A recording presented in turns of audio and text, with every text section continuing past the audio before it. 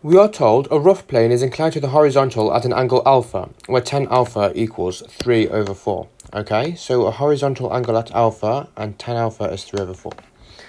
We're then told a brick P of mass m is placed on the plane.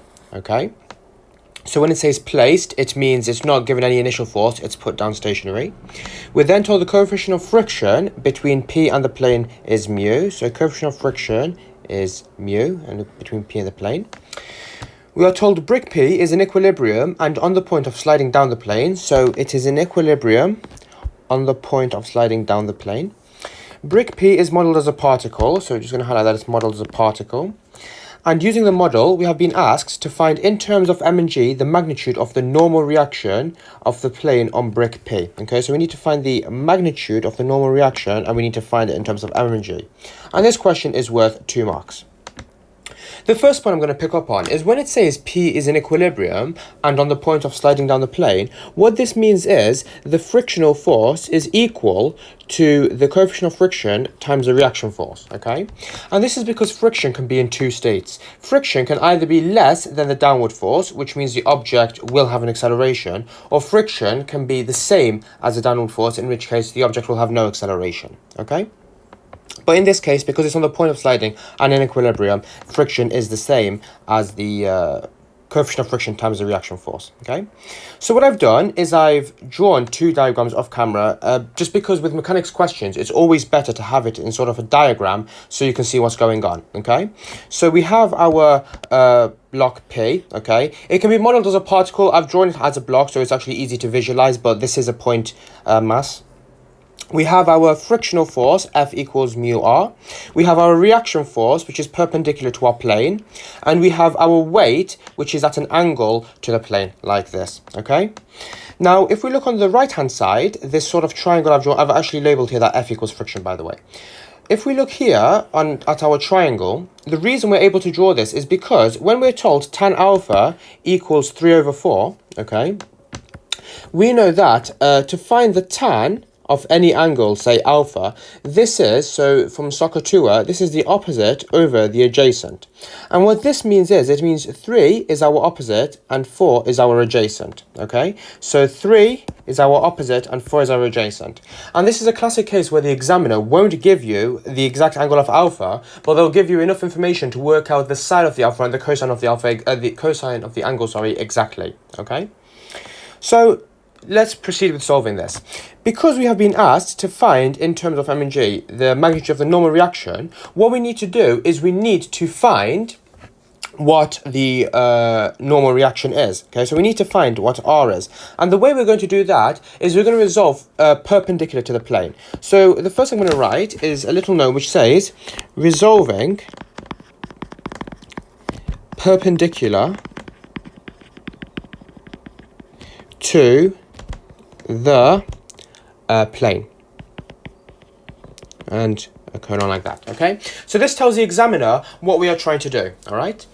Now, if you are given a weight of mg, what this is, so the perpendicular component is going to be mg cosine alpha, okay? And I'm going to draw a diagram now to show why that is the case, okay? First, we need to get a perspective of where alpha will fit into sort of this little force diagram we've got here, okay? If we are to continue this line all the way down, okay, the mg cosine alpha and then the horizontal component are 2 vectors which make up mg, okay? So what I'm going to do is I'm actually going to draw that down below just for perspective. So we're going to say that if we have this vector mg, because remember the force is a vector, so it's going to be mg, okay? We then have 2 components, which are the mg cosine alpha and the mg sine alpha, because this is what happens when you resolve a force, okay? So, if you were to sort of imagine this part as being the hypotenuse, what you would end up with is you could get a sort of line like that, and then a perpendicular line to, actually, let's just make it a bit smaller. So a line like that, and then a perpendicular line to it, okay? Now, it's not exact, but just imagine this is a right angle triangle like that, okay?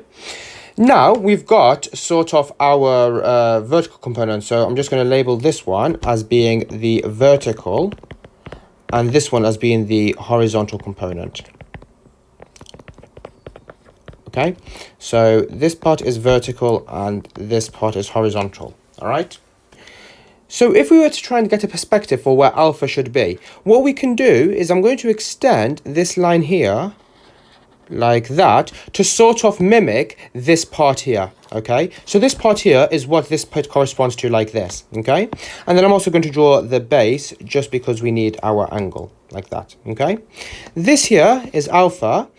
This angle here is 90 degrees. That means this angle here is 90 minus alpha. Okay, because all angles in a triangle add up to 180 degrees. Okay, from here, because we know that the vertical component is perpendicular to the plane, what that means is, it means, if I'm going to draw in green, this whole angle here, okay, as badly as it might be drawn, is 90 degrees. Okay, so we can say that this angle here is 90 degrees.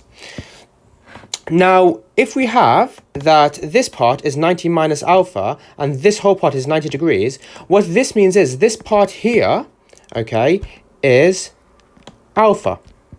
So we can now see that why it is mg cosine alpha, because with this as being the alpha, the vertical component becomes the adjacent angle, the adjacent side, sorry, and the horizontal component becomes the opposite. So, and the mg is still our hypotenuse, okay, so h, like that. Okay, I'm just going to put them in brackets, like that, okay?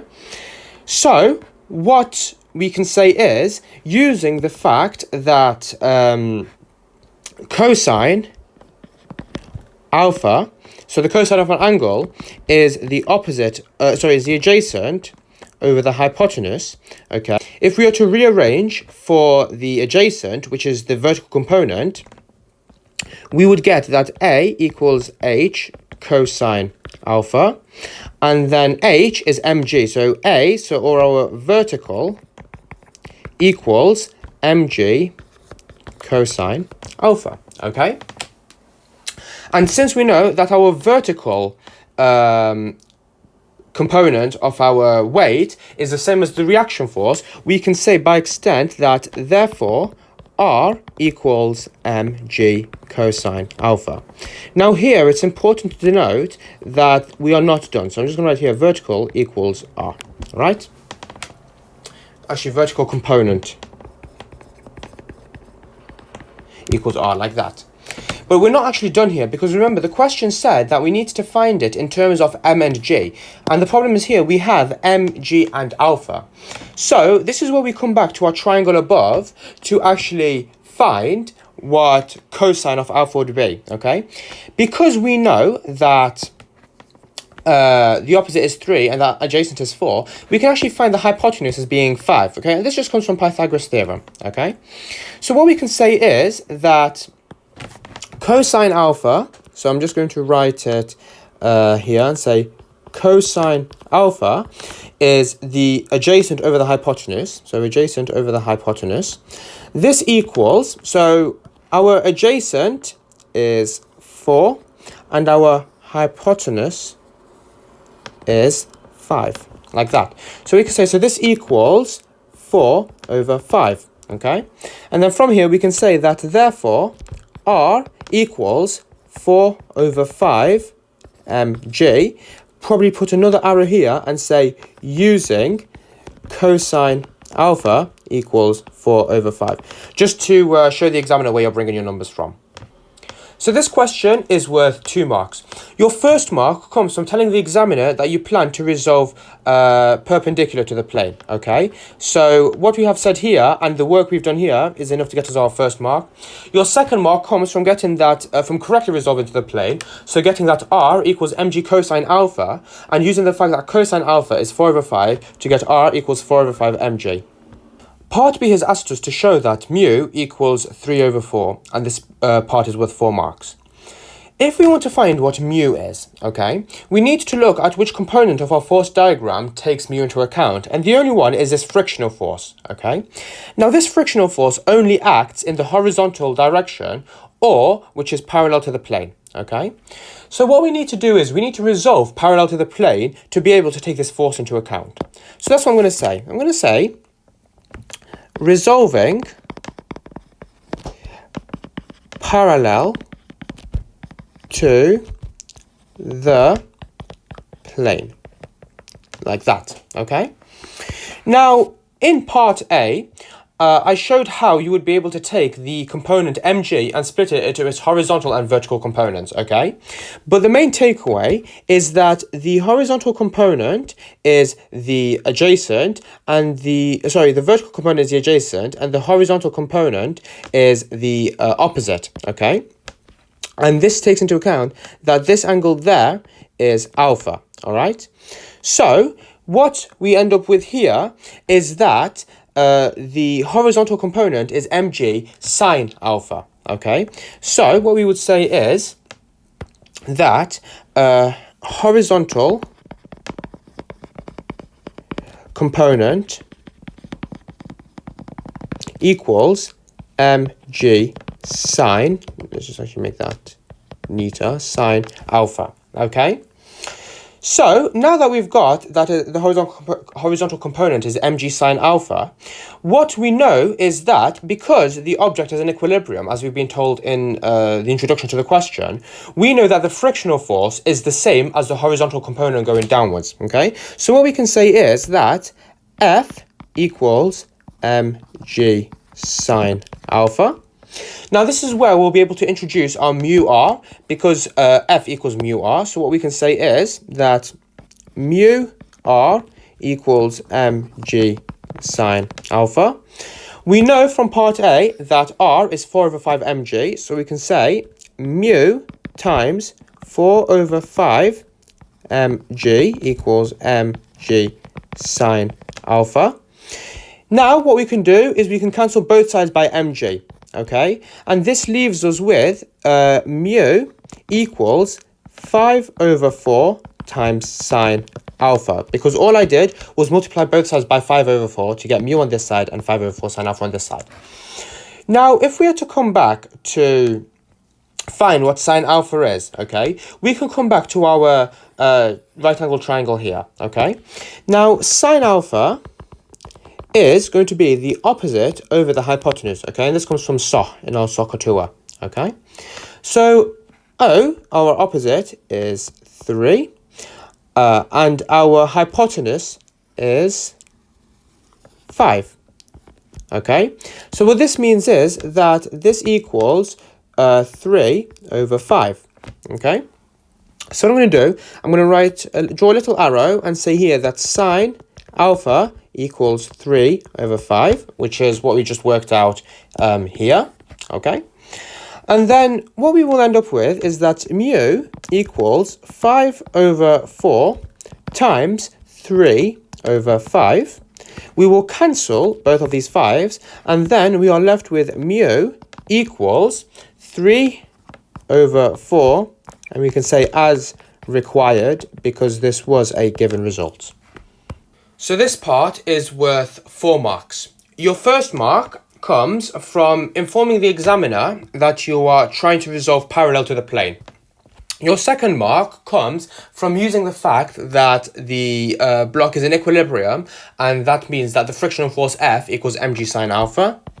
Your third mark comes from using that F equals mu r and then solving for mu, so in which case getting up until, say, here. And then your fourth mark comes from using the fact that sine alpha is 3 over 5 and that mu equals 3 over 4 is required.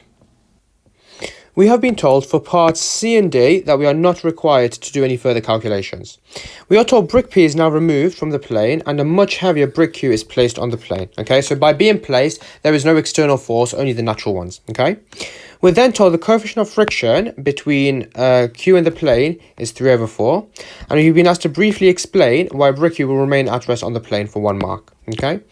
When you are looking at remaining at rest, you are looking at the friction being limiting. So we can say limiting friction.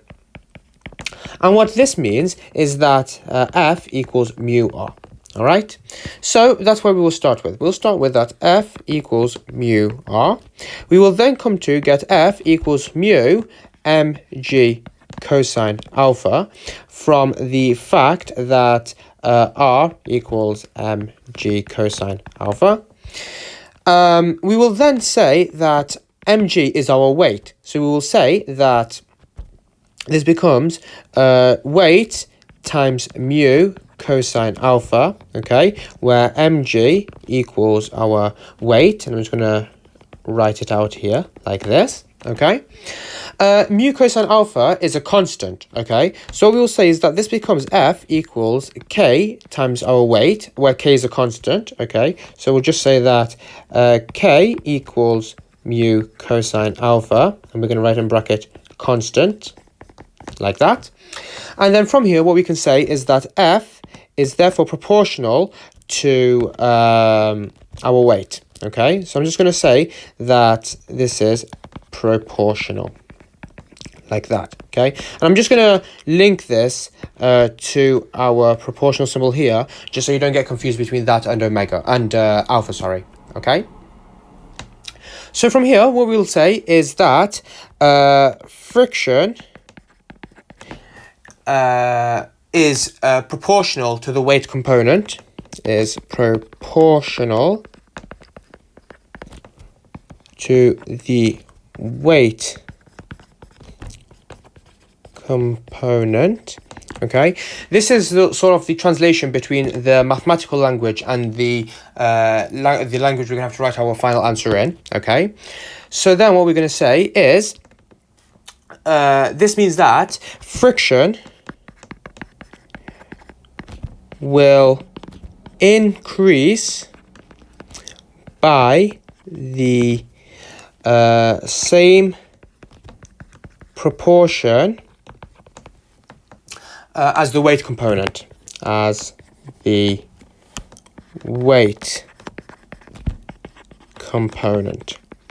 Okay, for this you get 1 mark for any correct answer. Again, we're told for parts C and D, we are not required to do any further calculations. Brick Q is now projected with a speed of 0.5 meters per second down a line of greatest slope of the plane, okay? So this just means it is going down the plane. Brick Q is modeled as a particle, okay? Using the model, we need to describe the motion of brick Q, and we need to give a reason for our answer for 2 marks, okay? So previously, we were told brick Q is an equilibrium, okay? So we say brick Q has, let's just fix that, has no resultant force, okay, down the plane.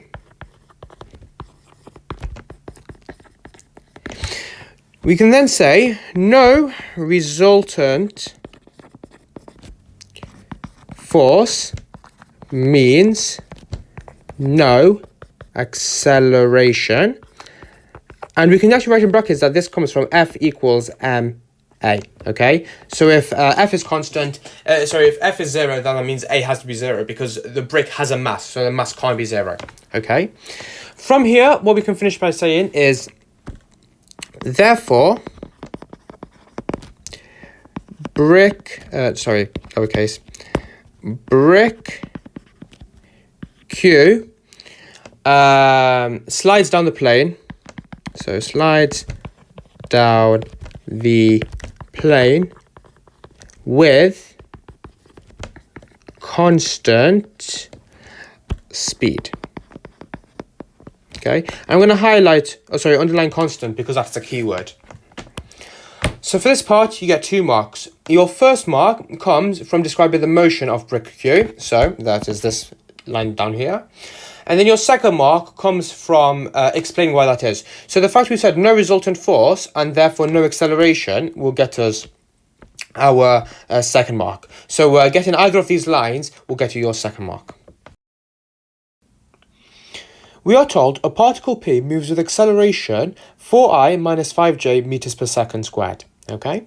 At time t equals 0, P is moving with velocity minus 2I plus 2j meters per second. And part A has asked us to find the velocity of P at a time when t equals 2 seconds, and this part is worth 2 marks, okay? So, because we're given the acceleration, okay, and we have been asked to find the velocity, all right, what we need to do is we need to integrate our acceleration with respect to time to get our velocity, okay? So what this means is that the velocity equals the integral of our acceleration with respect to time, okay? What this means is that v equals, underline the v, the integral of 4I minus 5j with respect to time, okay? We then will get that this is, so 4I with respect to time is 4ti, so it's going to be 4ti, and then minus 5tj, okay, plus c. This is our constant of integration, okay? So, now, what we need to do to find c is we need to use the initial condition, and the initial condition is here. When it says at a time t equals 0, p is moving with velocity of minus 2I plus 2j meters per second, okay, this is the initial condition. So what we can just write here is initial condition, like that, okay? So what I'm going to say is that I'm going to rewrite quickly our velocity equation, and I'm going to say that our velocity in terms of time equals 4ti minus 5tj plus c. So that means the initial condition is when time is 0, so v0 equals 4 times 0 times I minus 5 times 0 times j plus c, and this equals minus 2I plus 2j. Okay, so minus, which equals, minus 2I, underline the I, plus 2j. Okay, just checking all our vectors are underlined. Yes, okay. Now, 4 times 0 times this cancels, and then minus 5 is times 0j cancels. So what we're left with is that c equals minus 2I plus 2j, like that, okay? So what we can say is that our equation for velocity in terms of t is 4ti, okay, minus 5tj, now minus 2I plus 2j, like that, okay? So the next thing I'm going to do, I'm going to plug in and find the velocity when t equals 2 seconds, as we have been asked to find here, okay? So what I'm going to say is that our velocity at a time of 2 equals 4 times 2 times I minus 5 times 2 times j minus 2I plus 2j. This equals 8I minus 10j minus 2I plus 2j. And then finally, this will get us 6I. So we're doing 8I minus 2I. And then we have minus 10j plus 2j, which is minus 8j. Like that. Now we're going to put brackets around this, and we're going to write out our unit, which is meters per second. Okay? So this part is worth 2 marks. Your first mark comes from integrating your acceleration to get a velocity component as we have here. And then your second mark comes from plugging in t equals 2 to get this answer. We have now been told at a time t equals 0, p passes through the origin. Okay, so this is our initial condition. We are then told at a time t equals capital T seconds, where t is greater than 0, the particle p passes through the point A. Okay, we are then told the position vector of A is lambda I minus 4.5j meters, and this is relative to the origin, okay, and that lambda is a constant. We have been asked to find the value of t for 4 marks, okay. So we have been told to look for the position vector. So what we need to do is we need to use the fact that our position vector r equals the integral of our velocity in terms of, with respect to time, okay? So from here, what we would get is that r equals the integral of 4ti minus 5tj minus 2i plus 2j with respect to time. Okay, just checking all the vectors are underlined correctly. They are. This equals, okay, well, the integral of 4ti with respect to time is 4t squared over 2i, which is 2t squared i. This then minus 5t squared j over 2 minus 2ti plus 2tj plus our constant of integration, okay? From here, what we can do is we can use our initial condition at time equals 0, p passes through the origin. Now that means that the position vector is 0, 0, okay? So what we can say is that, so first off what I'm going to say is that our position vector, so r, in terms of t, is 2t squared I minus 5t squared over 2j minus 2ti plus 2tj plus c, like this. Let's just fix that plus, make it neater. There we go.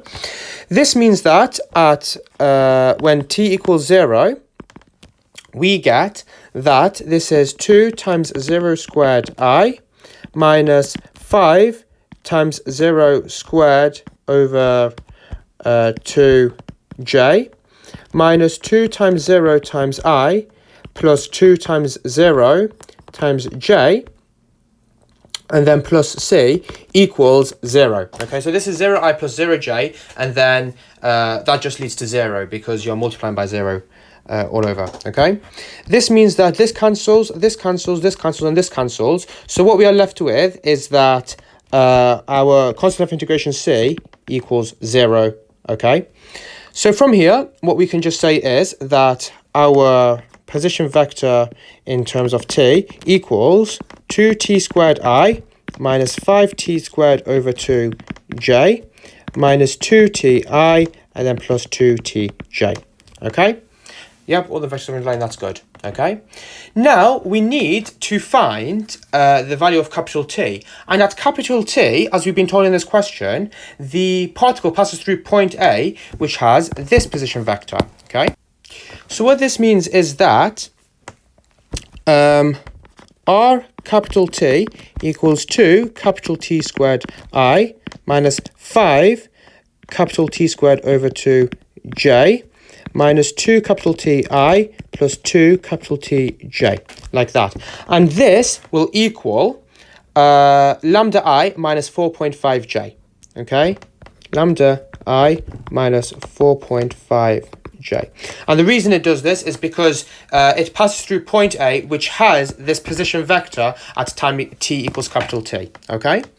Now, if we want to solve for t, we need to equate vector components which only have a t in them, okay? So if we were to try and solve it in terms of I, yes, we'd have this t and this t here, but we'd also have this lambda. So what we need to do is we need to equate it in terms of j only, okay? So what I'm going to say is equating j component terms, okay? And what we will say is that minus 5t squared over 2 j plus 2t, sorry, underline the j, plus 2tj equals minus 4.5j, like that, okay? Multiplying both sides by 2, we end up with minus 5t squared j plus 4tj equals minus 9j, that's fine. And then from here, what we can say is that this simplifies to minus 5t squared plus 4t plus 9, which equals 0. Okay, so all I've done is bring this minus 9 to the other side and eliminate the j term, okay? Now, if you're to use the quadratic formula, okay, you would need to use the fact that A is minus 5, B is 4, and C is 9, and you would get two answers. You would get that, in black pen, that T equals 1.8 or t equals minus 1. Now, t equals minus 1 is less than 0, and we were told that t has to be greater than 0, so this is invalid. And you would say that, therefore, t equals 1.8, okay? And we only had to find the value of t, so we don't actually need to write the units for this one. So this part is worth 4 marks. Your first mark comes from correctly integrating your velocity and using the initial conditions to get this line. Your second mark comes from attempting to equate the j terms, so this. Your third mark comes from cancelling out your j to get a quadratic, and your fourth mark comes from getting that t equals 1.8. Part C has asked us to hence find the value of lambda for 2 marks, okay? So again, I've taken our position vector equation and plugged in capital T for it. Now, we need to find lambda, and the only component which is lambda is the I component. So what we're going to say is equating I component, like that, okay? What we'll say is that 2t squared I minus 2ti equals lambda I, okay? From here, what we can do is we can cancel all of our i's to get that 2t squared minus 2t equals lambda. And then from here, we can just simply plug in t for 1.8. So we can say 2 times 1.8 squared minus 2 times 1.8 equals lambda, and this means that lambda equals, and then putting this into your calculator, you will get that lambda is 2.88. Okay, so lambda equals 2.88. You get 2 marks for this part. Your first mark comes from equating your I components only, and your second mark comes from getting that lambda equals 2.88. You could have either had it in fractional form, which is 72 over 25, or you could have had 2.9 as a rounded answer. All of those would have also been correct. We are told at time t seconds, where t is greater than or equal to 0, a particle p moves so that its acceleration, a meters per second squared, is given by a equals 1 minus 40 I plus 3 minus t squared j. At the instant when t equals 0, the velocity of p is 36 I meters per second. Okay, we have been told for part A to find the velocity of p when t equals 4 for 3 marks. Okay, so I'm first going to highlight that t has to be greater than or equal to 0. I'm going to highlight the equation for the acceleration, and I'm going to highlight that when t equals 0, the velocity of p is 36I, because what this is, it is the initial condition, okay? And what an initial condition is what is satisfied at t equals 0, or when the model begins, okay? And then we have been asked to find the velocity of p when t equals 4, okay? So the first thing I'm going to do is I'm actually going to use our equation for acceleration, and because we need to find the velocity, what we need to do is we need to integrate our equation for acceleration. So what we need to say is that the velocity v equals the integral of acceleration with respect to time, okay? Remember, you need to underline v and a because they are your vectors, okay? From here, what we can say is this means v equals the integral of 1 minus 4t I, now underline I because it's a vector, plus 3 minus t squared j, underline that, and then with respect to time, okay? The next thing we're going to do is we're going to split up our integral, okay? And what this means is we will get, this becomes the integral, okay, of 1 minus 4t I, wrong way around, I, with respect to time, plus the integral of 3 minus t squared j with respect to time, like that, okay? Now we can proceed with integrating. So we will get, this equals, so the integral of 1 with respect to t is going to be just t, and then the integral of minus 40 with respect to t is minus 40 squared over 2, which is minus 2t, okay? So minus 2t and then squared, okay? So we have that. We're going to close our brackets and we're going to put our I vector. And then we're going to add, so don't worry about the constant just yet because we're going to combine the two constants together. Plus, and then 3 integrated with respect to time is 3t. And then minus t squared integrated with respect to time is minus t cubed over 3. So minus t cubed over 3. Put the j vector at the end, like that. And then we're going to add our constant of integration, okay? So what we've been told is when t equals 0, the velocity of p is 36i. Okay, so what we can say is when t equals 0, v equals 36i, like that, okay? And from here, we can say that 36i, so what I've done here is I've put in, so if actually we say this one is v, what I've done is I've put in 36i for v here, and then I'm going to plug in t equals 0 for each of our t's here, okay?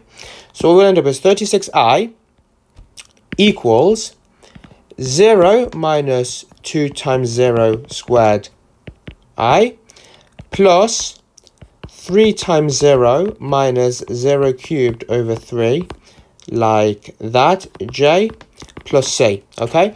What this means is c is just 36i, okay? So we say, therefore, c equals 36i, like that, okay? And the way you get this is because this 0, so you've got 0 minus 2 times 0, so that's 0 minus 0, so that's 0, so this whole thing is cancelled, and then 3 times 0 is 0, minus 0 is also 0, so that cancels, okay?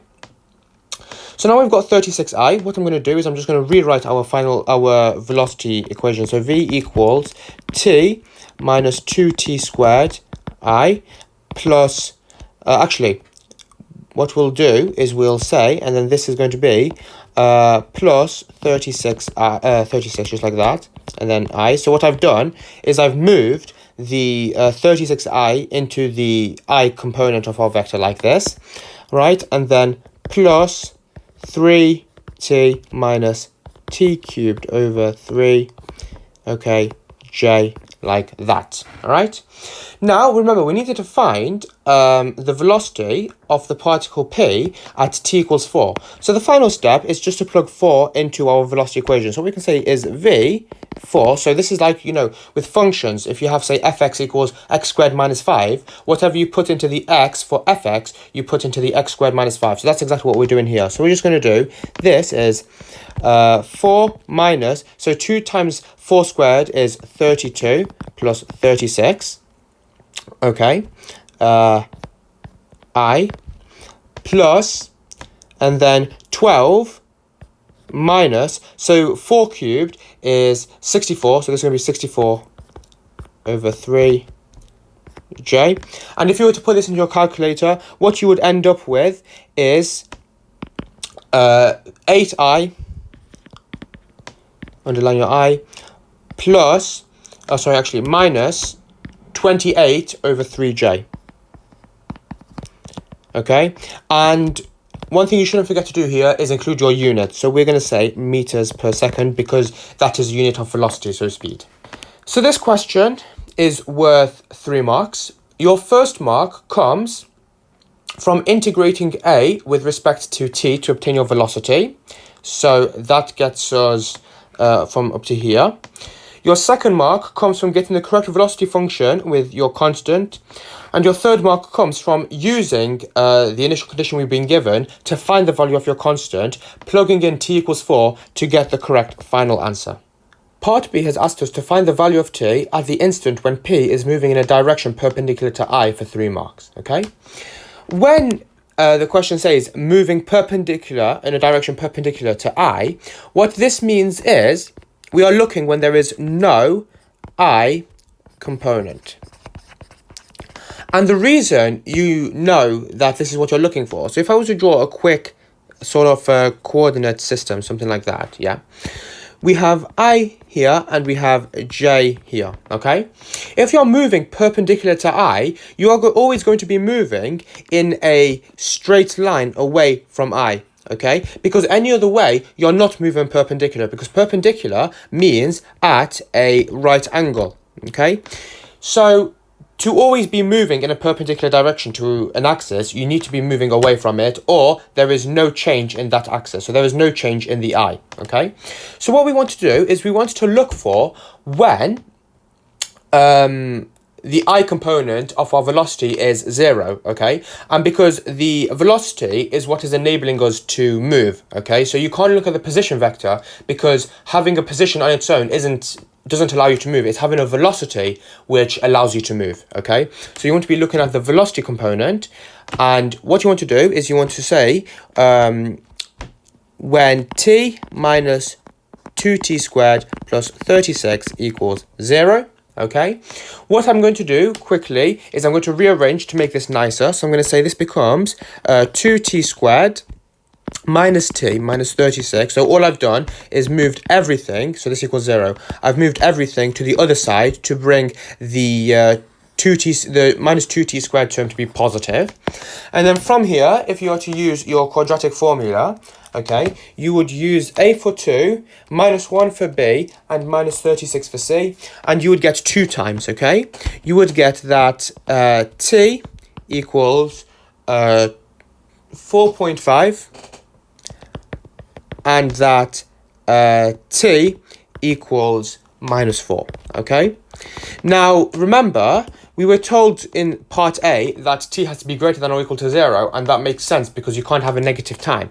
So what you would say is that this one is less than 0, so like that, and you would say therefore it is invalid, like that, okay? And then you would conclude by saying therefore t equals 4.5, like that, okay?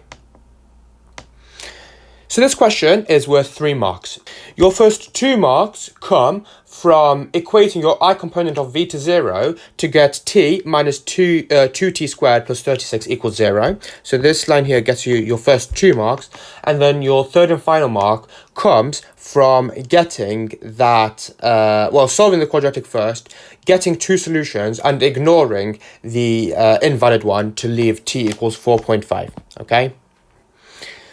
Part II says, at time t seconds, where t is greater than or equal to 0, a particle q moves so that its position vector r meters relative to a fixed origin O is given by r equals t squared minus t I plus 3tj. Find the value of t at the instant when the speed of q is 5 meters per second. Okay, so what I'm going to do is I'm going to highlight that t is greater than or equal to 0. I'm going to highlight the position vector equation, and I'm going to say that we need to find the value of t at the instant when the speed of q is 5 meters per second. And this is really important because the speed, okay, is so if you say speed, this isn't the same as velocity. Speed is the modulus of your velocity, okay, or the magnitude of your velocity. So what we need to do first to find anything to do with the speed is we need to solve for the velocity, okay? And from here, what we're going to do is we're going to use a rule that your velocity component, okay, because we're given the position vector, this is d by dt of your position vector component, like that, okay? So what we can say from here is that the velocity component equals d by dt of t squared minus t I, underline the I, plus 3tj, underline the j, like that, okay? What we can do here is we can split up our derivative. So what we can say is the velocity equals d by dt of t squared minus t, right, I, plus d by dt of 3tj, like that. Now what we can do is we can actually differentiate it. So we can say this equals, okay, the derivative of t squared is 2t. The derivative of minus t is minus 1. So that, and then I. Plus, now let's do the j component. The derivative of 3t with respect to t is 3, okay? So plus 3j, like that, okay? So now we've got our velocity component, which is good, okay? So to find the magnitude of a vector, what you need to do is, if we say for a vector AI plus BJ, like this. The magnitude, or the modulus as it's denoted, plus BJ, like that, okay, equals the square root of a squared plus b squared, okay? So what we need to do is we need to find, so to find the speed, which is the magnitude of v, we need to find the square root of 2t minus 1 squared plus 3 squared, okay? So what we would end up with is speed equals the square root of 2t minus 1 squared plus 3 squared, and we know that the speed equals 5, okay, because that's what we've been told in the question, okay? From here, what we can do is we can square both sides, so we will end up with 2t minus 1 squared plus 3 squared equals 25. 2t minus 1 squared equals, so 25 minus 9, because 3 squared is 9, bringing it to the side is 16. 4t squared minus 4t plus 1 equals 16. Rearranging this, we would get 4t squared minus 4t, and then 1 minus 16 is minus 15, like this, which equals 0. Then if you were to use your quadratic formula, okay, and you were to plug in a value of a equals 4, b equals minus 4, and c equals minus 15, you would get a value of t equals 2.5 or t equals minus 1.5, okay? Again, because t has to be greater than or equal to 0, you would say that minus 1.5 is less than 0 and therefore invalid. And you would say that therefore t equals 2.5, like that. So this question is worth 6 marks. Your first mark comes from differentiating r with respect to t to get your velocity, okay? And so showing any sign of that will get you your first mark. Your second mark comes from getting the correct velocity, as we have here. Your third mark comes from using the magnitude to give an equation in t only, so as we have over here. Your fourth mark comes from rearranging to get this line. Your fifth mark comes from solving the problem by solving for t, so setting up in a quadratic to try and solve for t, as we have here. And then your sixth mark comes from getting t equals 2.5 as your final answer. A ladder AB has mass m and length 6a. The end A of the ladder is on a rough horizontal ground.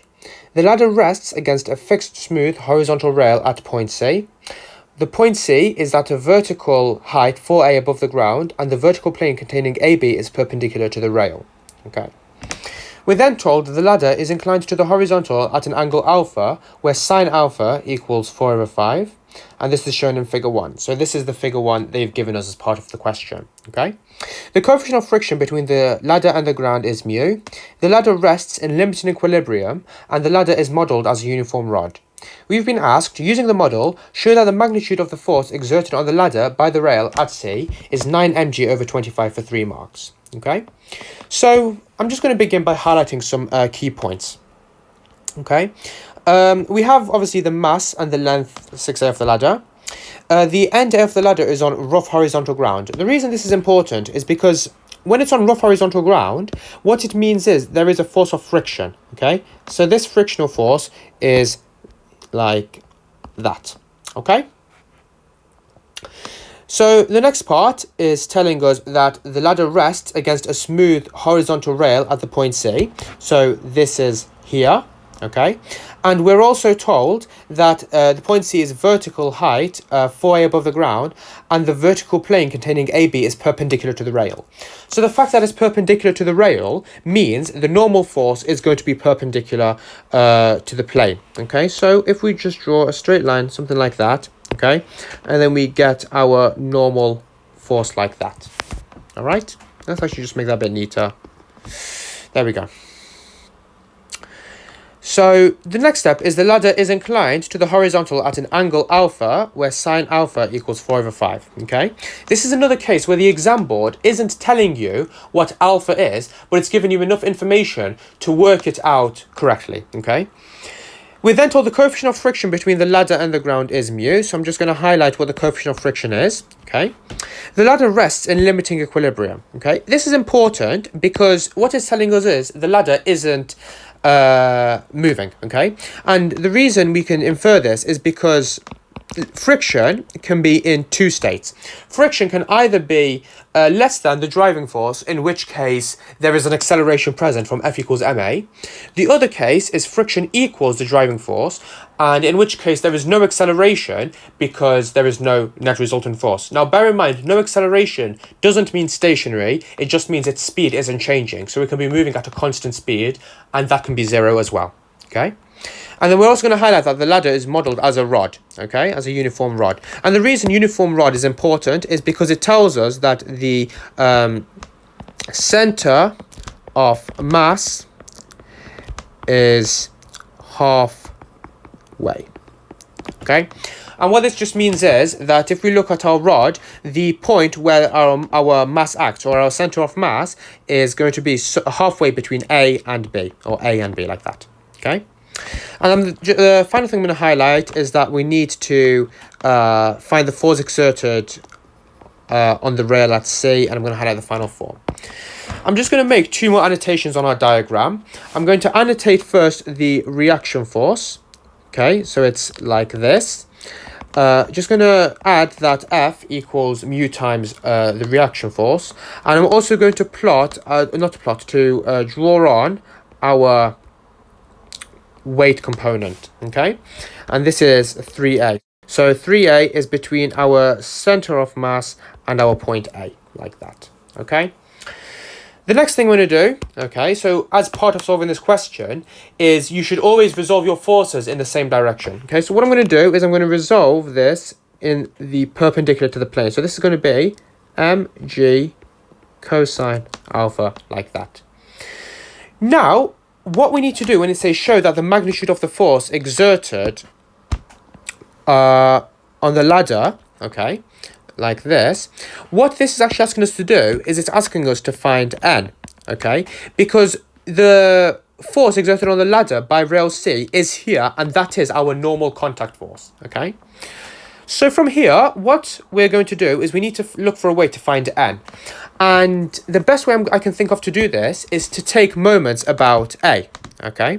And I'll explain what this means. So when you take a moment, or take moments about A, you are looking at all the forces which can rotate the rod about the point A. So point A becomes the pivot, all right?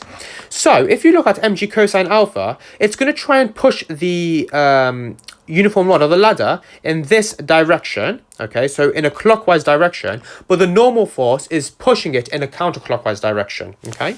And because the rod is in equilibrium, okay, and it's not moving in either direction, what we can say is that the anti-clockwise moment and the clockwise moment, so remember the moment is just a turning effect, okay, so the anti-clockwise and the clockwise moment are the same, okay. So now we know we need to deal with moments. What we just need to do first is write out our formula for a moment, okay. So what I'm going to say is a moment is a force times the distance to the pivot, all right? And in this case, the pivot for us is A, all right? So what I'm going to do now is I'm going to say that the anti-clockwise moment equals, so just fix that in, sorry, equals our clockwise moment, like that, okay?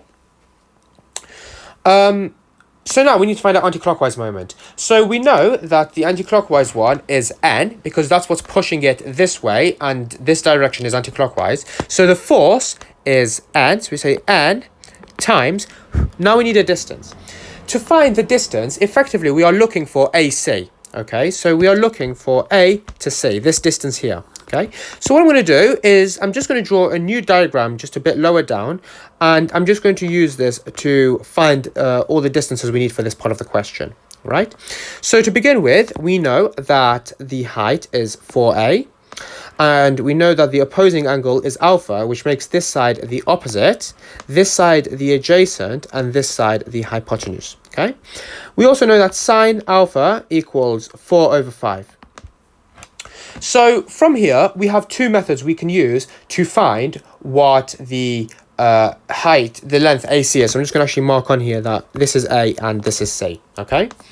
The first way we could do it is we could use trigonometry to find what the hypotenuse is, and then reverse the Pythagoras theorem to get 3A, or to get the adjacent, and then we can see that. Our other option, which is the one the exam board has gone for, is to leave everything in terms of sine alpha. So what we would do is we would use the fact that sine alpha equals the opposite over the hypotenuse, and then because we're looking for the hypotenuse, we would say the hypotenuse equals the opposite over sine alpha. All right, in which case the opposite for us is 4a, so we say this is n times 4a over sine alpha, and this equals, now because we've got our distance AC, that's done. Now let's find the clockwise moment, and the clockwise moment is very simple. It's just mg cosine alpha, so that's our force, and that's the weight of the ladder, so mg cosine alpha, and then our distance is going to be the distance from A to the midpoint, which is 3a, sorry, so times 3a, like that. Okay, from here what I'm going to do is I'm going to cancel a from both sides like that, and what I'm going to do is I am going to divide both sides by 4 sine alpha. Okay, so we're going to get that n equals mg cosine alpha, and then it's going to be times 3 over 4 and then sine alpha, because remember we're dividing by 4 sine alpha, which means we're multiplying both sides by sine alpha over 4. Okay, from here what we're going to do is we're going to use the fact that sine alpha equals 4 over 5 to get that cosine alpha equals 3 over 5. And the way you would get this is by doing what I said initially. So knowing that because the sine alpha is the opposite over the hypotenuse, this means the ratio of the opposite to the hypotenuse is 4 to 5. So the hypotenuse in this case would be 5a, and then using the reverse of the Pythagoras theorem, you would get the adjacent as being 3a.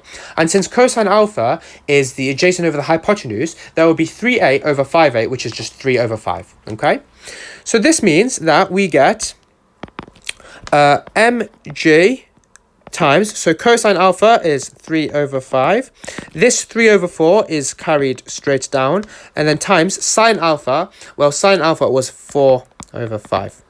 From here, what I'm going to do is just cancel the 4's, and then we're going to say that n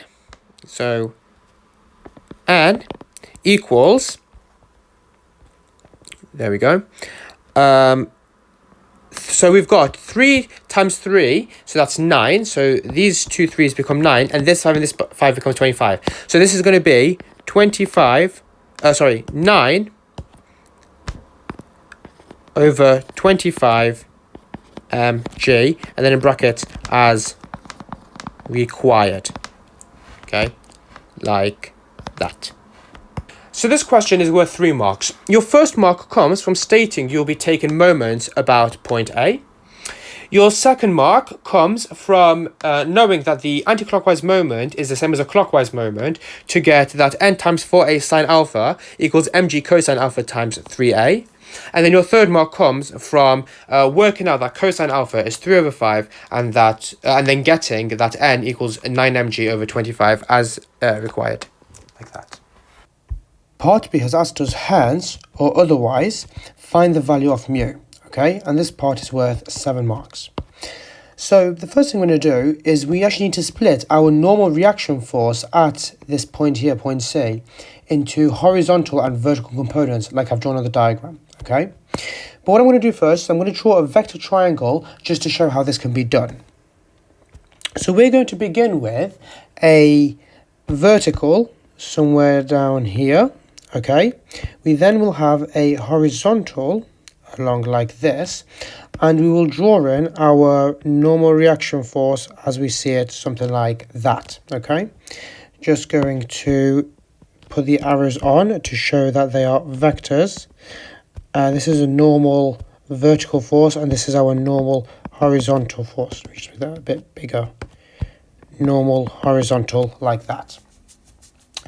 So to resolve these forces, what we can do is we can move this normal vertical to the other side, sort of like that, okay? Because at the end of the day, it's a vector, so the fact that it is showing where this purple arrow is going, so it's going first horizontally, then vertically, it means we're allowed to do that, okay? So we have vertical on this side and horizontal on the base like that. So then the next step is to add our angle, okay? As you can see, we have an angle of alpha here, okay? And this is between our base and our slope here, okay? So if this angle is alpha and this base here is parallel to our normal horizontal here, what this means is, this means also that this angle here is alpha. Okay, so if this angle here is alpha, so it would be sort of an imaginary thing here, you'd have a horizontal here, so I'm just going to draw that in purple, just as a dotted line, something like that. This is our slope here. We know that this is alpha, and we know that this is perpendicular to this, okay, because the fact it's a normal force means it's perpendicular to our slope. So this means that this whole component here is 90 degrees. So this internal bit is 90 minus alpha. So we can say that this is 90 minus alpha, and that makes this part alpha, because all the angles need to sum to 180. We know this is 90, so that means that this bit is alpha, okay? So now that we understand that the angle between the normal reaction force and the vertical is alpha, as we have here, we can start to resolve it. Okay, so I'm just going to rub out some of the additional markings that we don't really need for this question, something like that. Okay, I'm going to just make this alpha here. So what you can see, if this is our angle of interest, alpha, this means the normal horizontal here is opposited. So what we can do is we can add the opposite symbol there. If that's the opposite, this means NV is the adjacent, and we know that the normal reaction force N, let me just label it on, N, is our hypotenuse, okay? So now that we understand how to split our normal reaction force into its horizontal and vertical components, we can start by resolving our forces, okay? So to begin with, I'm going to say resolving horizontally. Okay, doesn't matter which one you start with, you can do horizontal or vertical first. I'm just going with horizontal because that's the way the mark scheme has done it. So what you need to do if you want to resolve horizontally is you need to make sure all the forces acting to the right balance or equal all the forces acting to the left. So the only force we have acting to the right is our frictional force, okay, which is mu r. So what we can say is our frictional force F equals, now our force acting to the left, or acting in the opposite direction to the friction, is NH, okay, which is our horizontal component of our normal, okay. So I'm just going to say this equals NH. From here, okay, what we will have is that our frictional force F equals, so to get NH, we will come back to this triangle we have here, NH, so this is the opposite side to our angle, so this means we will be using sine, okay, because remember from SOHCAHTOA you have SO, which is SOH, okay. So the normal component of our horizontal force is going to be N sine alpha. We already know that N is 9 mg over 25, so what we can say is that therefore our frictional force must be equal to 9 mg over 25 sine alpha, like that. Next, let's resolve vertically. Okay, so we can say resolving vertically. like this, okay?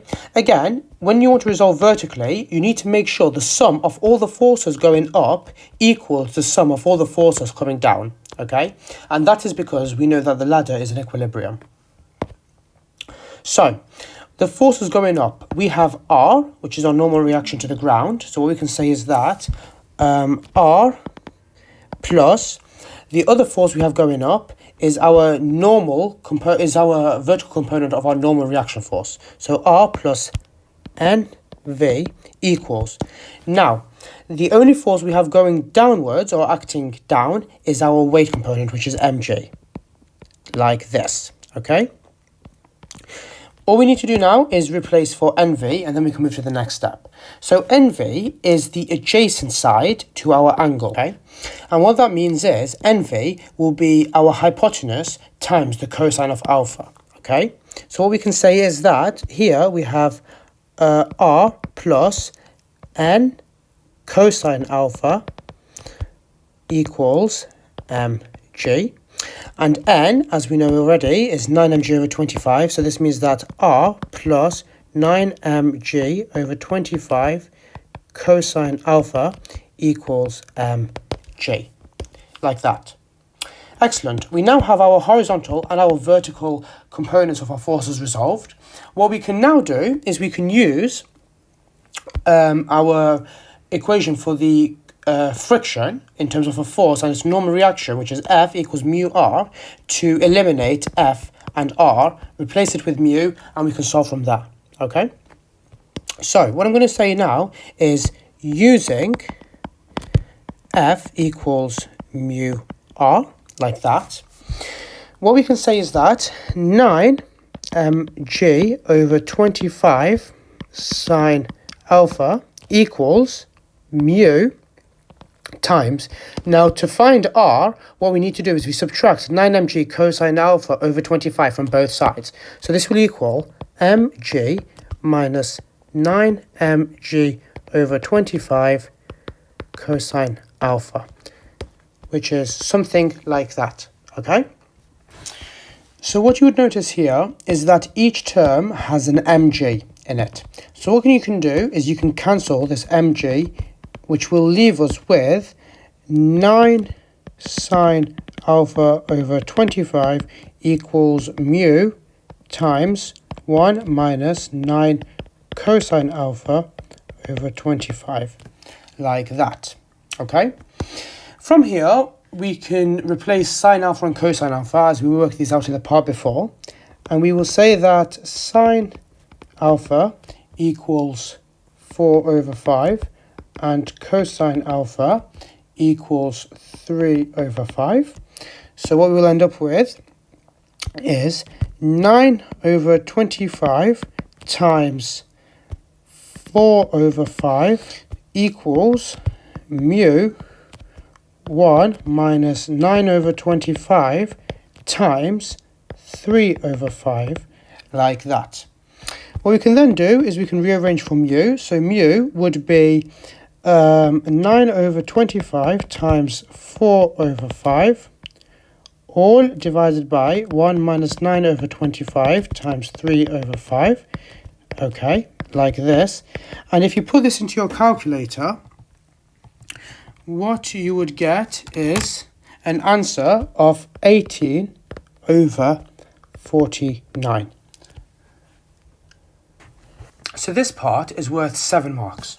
Your first mark comes from claiming you're going to resolve horizontally. Your second mark comes from correctly getting that F is 9mg over 25 times sine alpha. Your third mark comes from stating you're resolving vertically, Your fourth mark comes from getting that R plus 9mg over 25 cosine alpha equals mg. Your fifth mark comes from showing somewhere that you've attempted to use that force, the frictional force, is the coefficient of friction times your reaction force. Your sixth mark comes from eliminating your reaction force and friction and solving for mu. So what we have done that from here, and we have shown some attempt to solve for mu, which is what we have down here. And your seventh and final mark comes from getting that mu is 18 over 49. We are told a small ball is projected with speed u meters per second from a point O at the top of a vertical cliff. The point O is 25 meters vertically above the point N, which is on horizontal ground. The ball is projected at an angle of 45 degrees above the horizontal. The ball hits the ground at a point A, where AN equals 100 meters, as shown in figure 2. So we have our figure 2 here. We're then told the motion of the ball is modelled as that of a particle moving freely under gravity. Okay. Using this initial model, we need to show that u, so our initial velocity, is 28 for 6 marks. Okay. So just let's go through the question, pick up some key points. Okay. So we're going to say the initial speed is u. All right. We're going to pick up that the point O is 25 meters, so there's a vertical displacement of 25 meters. Okay. We're going to pick up the angle of inclination. We're then going to pick up that AN is 100 meters, so the horizontal distance is 100 meters. The motion of the ball is modelled as a particle moving freely under gravity. What this means is there is no air resistance. The only force acting on our ball is gravity. And then using this model, show that u equals 28, okay? When you have these questions, the best thing to do is to write out first what you know about your horizontal and your vertical components, okay? So by that, I mean, what we can do is we can say, so I'm going to use H for horizontal and V for vertical, okay? And then on the side here, I'm going to write SUVA, so S, U, V, A, and T, like this, okay? So, looking at a horizontal component, do we know the displacement? Do we know the displacement for our horizontal component? And yes, we do. That's 100 meters. So we're just going to write 100 here. Okay. Our initial velocity for the horizontal component, well, if you were to resolve this diagram here, the horizontal is the adjacent. So it's going to be u cosine 45. Now, because we know there's no air resistance, and because gravity acts downwards, not horizontally, we know that our final velocity will also be u cosine 45, okay? And from here, acceleration equals 0. Now, we don't have a time, so we're going to leave that blank, okay? So that's going to help us know what we need to find, okay? Now, let's consider the vertical motion, okay? So if we go from our starting point, which is this point here, this is where everything's starting, the displacement we know is minus 25 meters, okay? Because we are because actually we should have said first, taking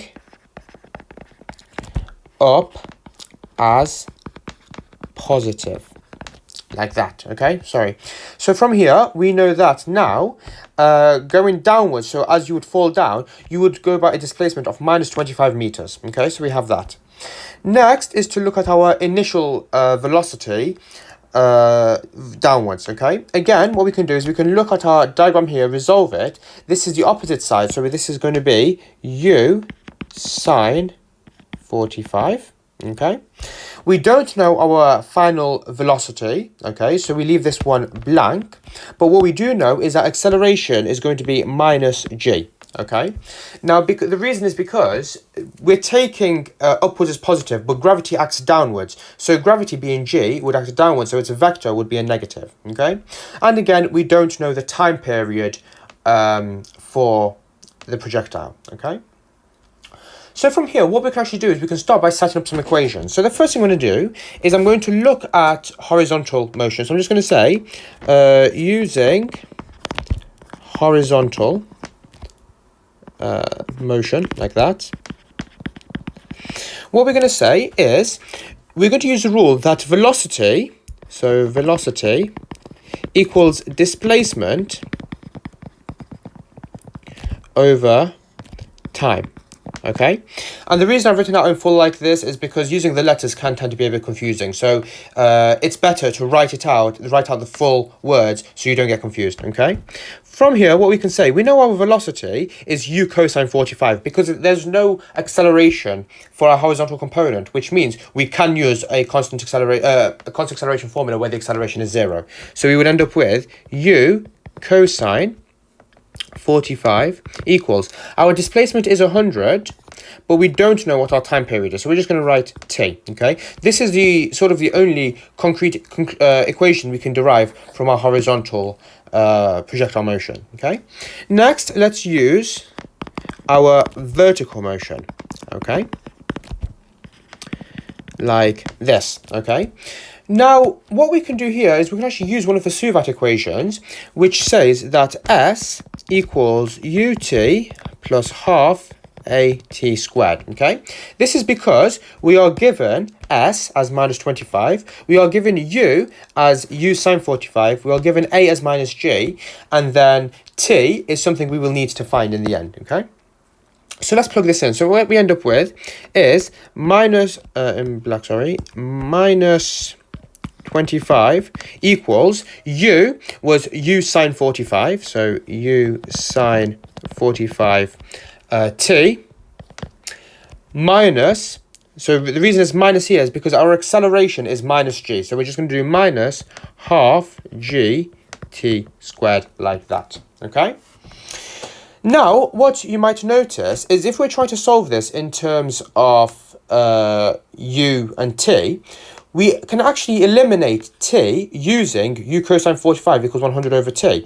Because what this will allow us to do is say that T equals 100 over U cosine 45 like that, okay?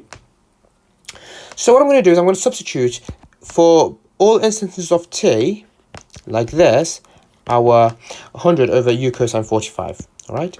So what we'll end up with is minus 25 equals U sine 45 times 100 over U cosine 45 minus half G, and then T squared is 100 over U cosine 45 like that squared, okay?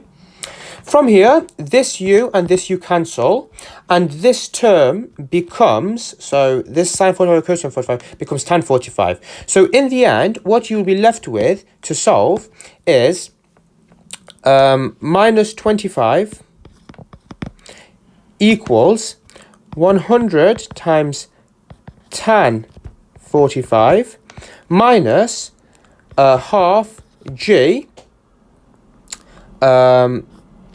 100 squared over U squared cosine squared 45, like that, okay? From here, it's a simple case of rearranging the terms, and in doing so, what you would end up with is minus 25 minus 100 times tan 45 equals minus half G, and then 100 squared is 10,000, so 10,000 over U squared cosine squared 45. And in return, what you would get is you would get that U, if you were to plug this into your calculator and rearrange for U squared, you would get that U equals 28 as required. So this question is worth 6 marks. Your first mark comes from stating you're going to use horizontal motion. Your second mark comes from showing you've used horizontal motion. So to get either of these two forms we have here or here is correct. So there's that. Your third mark comes from stating you're going to use vertical motion. Your fourth mark comes from using S equals ut plus half at squared to get this line. And then your fifth mark comes from eliminating t, as we have done here, and substituting for u. And then your sixth and final mark comes from doing the necessary algebraic simplifications to get that u equals 28. Part B has asked us to find the greatest height of the ball above the horizontal ground NA for 3 marks, okay? So the first thing I'm going to start by doing is finding how high the ball reaches from where the level it's thrown, so O, okay, so this plane here, all right? And because we're looking at the greatest height, what we need to look at is the vertical component. So we're going to say, using vertical motion, like this, we're going to set up our SUVAT again, so SUVAT, t. And we're just going to look at the vertical component for now, okay? So the height above the ground for the projectile is h. And the reason this is positive h is because we have taken up to be positive, so the upwards direction to be the positive direction in part A, so we're going to keep it that way. And because this height h will be above our starting point of O, that means it's a positive displacement. U is going to be 28 sine 45. Our final velocity is going to be 0. And the reason this is because when you are throwing a ball, okay, before it reaches the maximum height, it is going to be decreasing in speed because gravity is acting in the opposite direction to it, okay? So once it reaches its maximum height and just before it falls back down, it is actually stationary for a very short instant, okay? And at that point, it's not moving, so its velocity is 0. The acceleration is minus g because it is going in the downward direction and our upward direction is positive, and we don't know t, so we can just leave that for now, okay? What we need to do is we need to use an equation which has s, u, v, and a, okay? And the only equation which has this is v squared equals u squared plus 2as. Okay, and we can use this equation because we're looking at constant acceleration. So that's just something you need to check. What I'm going to do, plug in our values. So we have 0 squared equals u squared, which is 28 sine 45 all squared, plus 2 times a, which is minus g, times s, which is h, like that, okay? We can rearrange this to say that 0 equals 28 sine 45 all squared minus 2gh, so just minus like that. Rearranging for h, what you would get is 2gh equals 28 sine 45 all squared, and that h equals 28 sine 45 all squared divided by 2g. And this will get you a height of 20 meters, okay? But careful, we're not done here because the question didn't ask what is the maximum height it reaches from where it's being thrown. It's asked for the maximum height from the ground, NA. And NA is an extra 25 meters below where the ball was thrown. So you need to say, okay, greatest height equals 20 meters, so h, plus 25 meters, like this, okay? This equals 20 plus 25, which equals 45 meters, like that. So this question is, so this part is worth 3 marks. Your first mark comes from stating that you'll be using vertical motion. Your second mark comes from correctly plugging in V, U, A, and S to get this line here. And then your third and final mark comes from getting a height above the plane is thrown from as 20 and using that with 25 to get 45 as the greatest height reached by the ball. We are told, in a refinement to the model of the motion of the ball from O to A, the effect of air resistance is included. This refined model is used to find a new value of U. Part C has asked us, how would this new value of U compare with 28, the value given in Part A for 1 mark, okay? What we need to state is we need to state that the new value has to be greater than 28, okay? Because we need to account for the fact that the ball will lose some speed due to air resistance, okay? And for it to be allowed to reach the full horizontal displacement of 100 meters, it needs to be more than 28, okay? So what we need to say is very simple. Just say new value of U is greater than 28, okay? And this question is worth 1 mark, and you get 1 mark for stating that. Part D has asked us to state one further refinement to make the model, that would make the model more realistic, okay? So for this question, you can have a variety of things. Any reasonable suggestion works, okay? The most obvious one, which for these types of questions, which I can think of, is anything involving G. A more accurate version would be a more accurate value of G, okay? So more accurate value of J, okay? So you get 1 mark for this as your correct answer. Now, the other things mark scheme has included are just other examples are to take into account wind effects, to take into account the spin of the ball, to include the size of the ball and not modeling it as a particle, because when you model as a particle, you assume that the forces are negligible, and the shape of the ball, okay? So including all of these in your model could further refine it to make it more accurate, okay? But you get this mark for any, suitable suggestion.